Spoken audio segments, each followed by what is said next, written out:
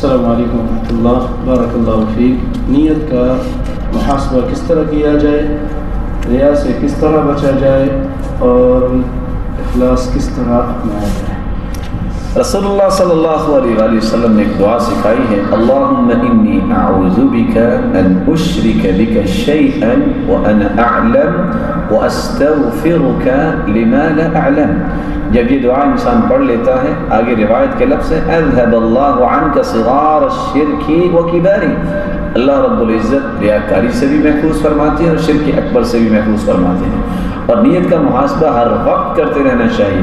اس سے عمر رضی اللہ تعالیٰ عنہ جب بھی کوئی کام کرتے تو کیا کہتے؟ اللہم اجعل هذا العمل خالصا لوجهك الكریم ولا تجعل فيه لأحد نصیبا۔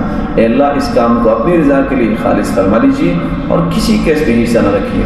جب بھی کوئی کام کرو، جب بھی کوئی بات کرنا چاہو، سوچو میں کیوں کر رہا ہوں، اللہ کے لیے کہ لوگوں کے لیے؟ اللہ کے لیے تو جاری کر دو، لوگوں کے لیے تو رک جاؤ، استغفار کرو اور اپنی نیت کو خالص کر کے پھر اس کام کو کرو۔